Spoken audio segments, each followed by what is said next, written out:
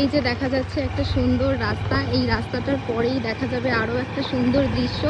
তো সেটা দেখার জন্য আপনারা আমার সঙ্গেই থাকুন। যে দৃশ্যটা এখন দেখাবো সেটা দেখার আগে চোখটাকে একটুখানি জুড়িয়ে নিন।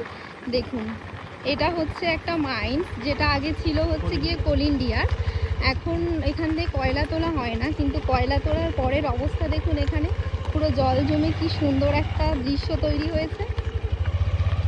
আপনারা দেখতেই পাচ্ছেন এই জায়গাটা কতটা বিস্তৃত আর কতটা চওড়া। আর এটা কিন্তু আমি যেখানে দাঁড়িয়ে আছি সেখান থেকে অনেকটা নিচে। আর এই জায়গাটা ভীষণ গভীর, এখান থেকে যদি কেউ মানে পড়ে যায় তার এখান থেকে বেঁচে আসা ভীষণই মুশকিল ব্যাপার। তাই যদি কেউ এখানে আসেন অবশ্যই সাবধানতা অবলম্বন করবেন। এই যে আমি এই নিচটায় নেমেছি, এই যে উপরটা দেখো কতটা উঁচুতে। আর এখানে দেখো জলের মধ্যে কি সুন্দর ঘাস হয়ে রয়েছে।